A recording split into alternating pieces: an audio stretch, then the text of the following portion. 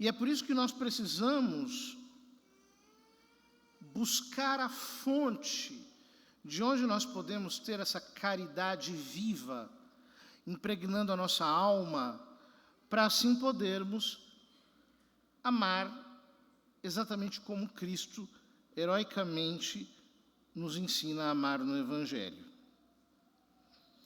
E a chave para nós entendermos isso está na segunda leitura. São Paulo diz: o primeiro homem, proto-antropon, Adão, foi uma alma vivente.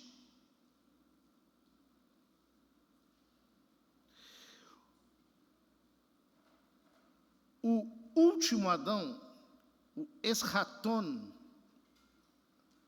antropon, é um espírito vivificador. Essas duas frases são simplesmente magníficas, são maravilhosas, porque elas nos mostram uma distinção de planos. A distinção entre o plano natural e o sobrenatural. O primeiro Adão e o último Adão. A tradução da liturgia fala segundo Adão, mas o texto grego diz o Adão escatológico, o último Adão, o Adão que termina todas as coisas, o Adão terminativo, Cristo. O primeiro Adão, e ele cita aqui o livro do Gênesis, é uma alma vivente. Uma psiche zoion, uma alma vivente. Ou seja, o primeiro Adão, que representa o homem velho, o homem natural, o homem animal, o homem psíquico, conforme o próprio São Paulo diz na primeira carta aos Coríntios, em outras passagens, é o homem que vive de acordo com aquilo que é terreno. De fato, ele diz assim: veio primeiro, não o homem espiritual, mas o homem natural, o homem psíquico. Depois é que veio o homem espiritual. O primeiro homem, tirado da terra, é terrestre. O último homem é celeste. Ou seja, Adão vem da terra. O seu nome significa isso. E ele vive em função daquilo que é terrestre e vive para tudo aquilo que é terreno. Ele trafega no mundo dos sentidos e ele é governado pelos sentidos. O primeiro homem, o homem natural, portanto, é o homem que é dominado pelas suas emoções, como reações ao mundo exterior, que funciona em relação aos estímulos que lhe provocam, que lhe fazem ser de um modo ou de outro, e este homem não tem salvação. No sentido de que ou ele morre, e aí São Paulo diz que este homem tem que ser crucificado com Cristo, ele tem que morrer, ele precisa morrer todo dia, ele tem que ser diariamente combatido, ou ele morre, ou não tem jeito. O homem espiritual, Cristo, ficará como que bloqueado em nós. Ele não conseguirá manifestar a sua força, o seu poder, a intensidade da sua vida, porque o filtro dos sentidos é pequeno demais para a amplitude, a exuberância dessa vida eterna, sobrenatural, que é a vida de Deus. O primeiro homem foi uma alma vivente. Ou seja, uma alma que tem a vida em si mesmo. Uma alma, uma psique que vive em função de si. O segundo Adão, não. O segundo Adão, Cristo, é um espírito vivificador. Isso é grande demais. Por quê? De um lado, o Verbo se fez carne, o que significa que Deus assumiu a natureza humana. De tal modo que o ato de ser eterno, divino, assumiu a natureza humana concreta. E essa natureza humana concreta é o instrumento da nossa salvação. São João diz, no prólogo do seu evangelho, que da sua plenitude, todos nós recebemos graça sobre graça. Ou seja, a alma santíssima de Jesus Cristo está de tal modo unida à segunda pessoa da Santíssima Trindade, que a mesma vida eterna de Deus jorra em sua alma. E uma vez que o Senhor morreu e ressuscitou, foi glorificado, está sentado à direita de Deus Pai, agora Ele causa a nossa salvação por um contato que os teólogos chamam de contato virtual. O que é isso? O sol nos toca, mas nos toca pela sua virtude, pelo seu poder. Se o sol tocasse na terra, acabava tudo.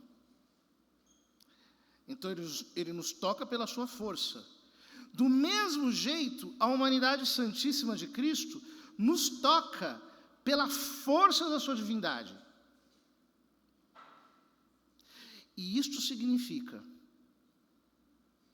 que o segundo Adão, isto é, Cristo, é um espírito vivificador. A vida de Deus está sendo soprada sobre nós. A vida de Deus está sendo soprada dentro de nós. A vida de Deus continua sendo insuflada. O primeiro Adão, uma alma vivente. Deus soprou a alma em Adão. Ele se tornou um ser vivo. Mas o segundo Adão é um sopro contínuo. É Deus continuamente soprando, através da humanidade santíssima de Cristo, a sua vida divina na nossa vida. Ou seja, no nosso espírito, o Senhor sopra o seu espírito. E é por isso que São Paulo diz, no mesmo trecho, num outro trecho da mesma carta, que aquele que se une ao Senhor torna-se um só espírito com Ele. Ora, queridos irmãos, qual é o nosso problema? O nosso problema é que, em primeiro lugar, nós esquecemos um Adão vivo por aí. Nós continuamente vivemos como um velho homem. E nós tratamos a obra de redenção de Jesus Cristo como se ele viesse apenas para perdoar os nossos pecados. Mas ele não veio só para nos perdoar os nossos pecados. Ele veio para perdoar os nossos pecados e infundir em nós a sua vida divina, a sua mesma vida divina em nós. Uma vida que nos eleva a um nível sobrenatural. Isso significa o quê? Que eu não posso viver como um homem terrestre, que é governado pelos seus sentimentos, que é governado pelas suas reações, que é governado pelas circunstâncias, que fica o tempo todo cativo, sequestrado pelo que acontece do lado de fora. Eu tenho que viver como um homem espiritual. Como foi o homem terrestre, assim também são as pessoas terrestres. Como é o homem celeste, assim também vão ser as pessoas celestes. Ou seja, o meu espírito tem que estar suspenso nas coisas divinas. Eu preciso estar continuamente afeiçoado ao que é imaterial, ao que é supersubstancial, aquilo que está para além do que os meus olhos podem ver. E isso eu só sou capaz de fazer na medida em que eu me deixo tocar pela graça divina e mergulho na vida de oração. Quando eu não estou trafegando aqui embaixo num intercâmbio contínuo com pessoas da Terra. Eu estou numa outra dimensão, recebendo de Deus em meu espírito e manifestando na realidade. A minha dimensão nova passa a ser vertical. Eu passo a viver voltado para Deus. E voltado para Deus, eu consigo simplesmente manifestar aqui e agora aquilo que se torna realidade através do meu espírito.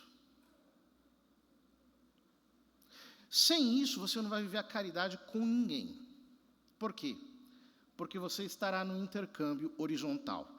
Então, as pessoas te provocam, isso te afeta, isso mexe com os teus sentimentos, te deixa ansioso, você já se agita, quer retrucar, e aí a coisa fica pior, aí você começa a maquinar, a sua mente doida, começa a imaginar 1001 coisas, e o seu pensamento fica o tempo todo confabulando, conjecturando, e tentando descobrir o modo de fazer as coisas, uma vontade extremamente engajada.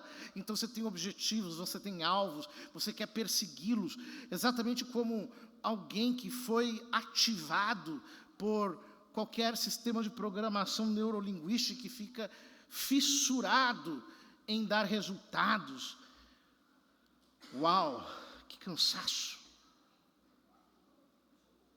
O homem terrestre é exausto. O homem terrestre é estressado. O homem terrestre vive a vida inteira correndo de um lado para o outro.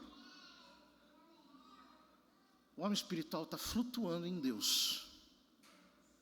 Ele está em outra dimensão. É como se o seu espírito estivesse pairando com o Espírito Santo. No princípio criou Deus os céus e a terra era informe e vazia, e o Espírito de Deus pairava sobre as águas. Pairava. O homem espiritual está pairando. Aqui embaixo é tudo sem forma, vazio, desolado, totalmente desconcertado. Mas o meu espírito está pairando sobre isso. E assim como Deus trouxe as coisas do nada à existência, e as coisas visíveis procedem das invisíveis, desse mesmo modo, nós vamos vendo Deus produzir na realidade aquilo que a sua palavra mesma significa. Então eu consigo amar, claro, porque eu não sou afetado, eu não sou provocável, eu estou escondido no esconderijo do Altíssimo. Se eu estou no esconderijo do Altíssimo, a sombra do Senhor Onipotente me cobre. Portanto, pode vir demônio, pode vir inferno, pode vir gente ruim, pode vir o que for. Eu estou no esconderijo do Altíssimo. Agora, todo o esforço do diabo qual é? Todo o esforço do diabo é o de nos derrubar dessa posição no espírito para a posição do homem psíquico, do homem mental, do homem natural, do homem que está trafegando aqui embaixo. É tudo o que ele quer. E ele já começa cedo, te dando uma preguiça superlativa para que você não reze. Porque ele sabe, se ele conseguir essa primeira vitória sobre você, que é te tirar da oração, a batalha para ele está praticamente vencida. Você já começa na carne. E como diz São Paulo, quem semeia na carne, da carne colherá corrupção. Mas quem semeia no Espírito, do Espírito colherá a vida eterna. É por isso que São Paulo diz: aquele que fala em variedade de línguas edifica-se a si mesmo. E conclui ele: cantarei com o meu espírito, cantarei também com o meu pensamento. Orarei com o meu espírito, orarei também com o meu pensamento. Ou seja, se eu não me jogo numa oração sobrenatural, se eu não deixo o Senhor me levar para as alturas da união com Ele, se eu não me escondo em Deus, desde o primeiro momento do meu dia, vivo numa atmosfera sobrenatural, numa atmosfera de fé, numa atmosfera em que eu estou absorvido em Deus, em que eu estou impregnado pela presença de Deus, em que o meu ser está completamente embebido pelo último Adão, por esse Adão escatológico, pelo Senhor, que me vivifica. O que acontece comigo é que o Evangelho, para mim, vai ser só uma teoria. Veja, o que Jesus diz aqui: se alguém te der uma bofetada numa face, oferece também a outra. Alguém que está na carne consegue fazer isso? A pessoa está ali, sabe? É o boi mugindo, é o sangue da carne gritando. Não consegue. A pessoa te dá um tapa, você já deu um tabefe, já está rolando no chão, já virou um escândalo. Quando você viu, já está todo mundo na cadeia. É assim. Para você ter a altura de conseguir dar a outra face, meu amigo, você tem que estar numa outra atmosfera. É assim, é o fulano te xingando, você não está nem escutando. Ele está te tapeando, você não está nem entendendo. Você está em outra. Você realmente entrou numa vibe sobrenatural. Por quê? Porque você se escondeu em Deus através da oração, no Espírito. Ora, nós precisamos, queridos irmãos, nos arrepender de ser tão carnais. E temos que começar a levar muito a sério a vida espiritual. Muito a sério mesmo. Muitas pessoas estão buscando continuamente experiências emocionais na igreja. Então elas querem se sentir bem, elas querem ter um tipo de convulsão afetiva. Isso é homem psíquico. Você não vê essas igrejas modernas que existem hoje, todas programadas para que a pessoa se sinta bem, para ela ter uma experiência emocional. O nome disso é carne nas Escrituras, é carnalidade. Deus não age através da carne. O primeiro Adão é que é uma alma vivente.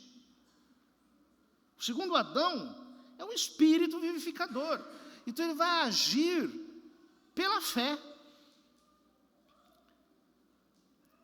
Portanto, se você busca em Deus apenas afeições religiosas, sentimentos, experiências emocionais gratificantes,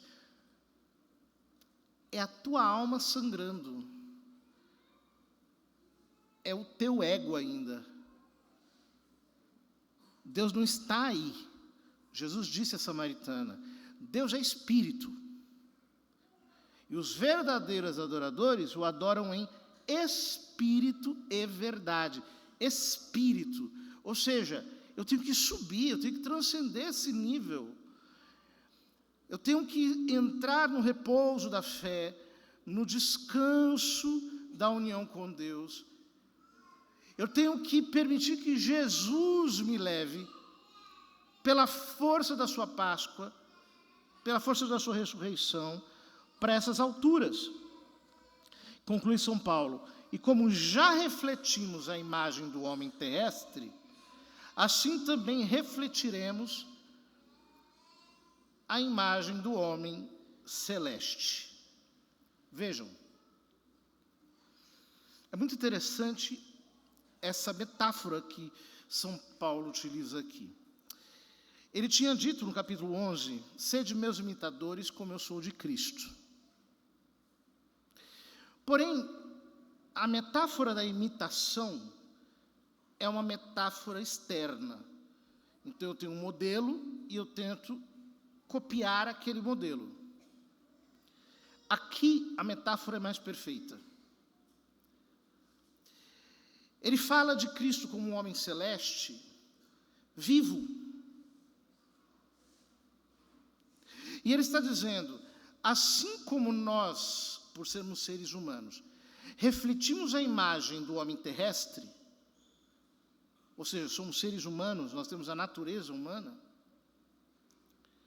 assim também refletiremos a imagem do homem celeste. Ou seja, o modelo que é Cristo passa a ser refletido em nós. Nós participamos dele. É como se, pela vida espiritual, nós nos tornássemos uma cópia dinâmica de Cristo, que é um modelo vivo dinâmico. Então, nós vamos nos movendo, movidos por Ele. É uma ideia maravilhosa essa, muda muito o nosso modo de entender. Porque, veja, não se trata tanto de copiar o modelo exterior, o modelo está aqui dentro. Trata-se de participar mais da união com Cristo, de intensificar a nossa dependência dEle. Isto é ser espiritual. Como diz São Paulo, aqueles que são conduzidos pelo Espírito de Deus são filhos de Deus. Irmãos, vamos subir para a dimensão do Espírito. Vamos nos tornar cristãos espirituais. Só isso pode resolver os nossos problemas. Caso contrário, é tão fácil te derrubar, é tão fácil. Basta o diabo pegar um filho teu, um neto, uma pessoa mais fraca que está do teu lado, mexer no teu dinheirinho, mexer em qualquer coisa da tua saúde, pronto, ele te derruba, você vira um caco. Porque tudo te afeta. Ao contrário, quando você sobe para essa dimensão sobrenatural, você está escondido. A tua vida está guardada com Cristo em Deus. O que acontecer aqui embaixo não vai te derrubar. 1000 cairão ao teu lado, 10.000 à tua direita, e tu não serás atingido. Porque você está guardado numa posição invulnerável, que é a posição de quem está realmente no Espírito, ou seja, sob a influência direta do último Adão, que é um Espírito vivificador.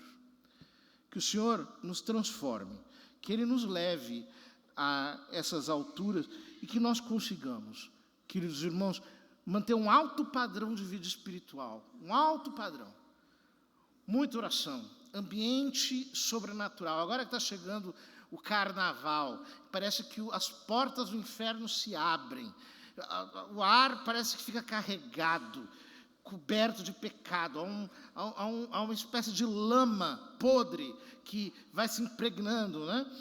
Que se nós mantivermos uma vida espiritual de alto padrão, um pensamento completamente dependente de Cristo, um ambiente de fé, um ambiente em que a presença de Deus está continuamente nos assediando, tudo isso não nos toca, não nos atinge. E é isso que nós precisamos. A hora que você deixar todas as coisas que o diabo está usando para te derrubar de lado, e você se ocupar de Deus, e entrar na sintonia, na comunhão com Ele, sabe o que vai acontecer? O diabo vai desistir de continuar te afetando. E você vai provar as vitórias de Deus em todas as áreas que estão bloqueadas. Que o Senhor nos leve para esse caminho de sabedoria e assim poderemos desfrutar das delícias da comunhão com Deus e viver completamente na dependência de Jesus Cristo.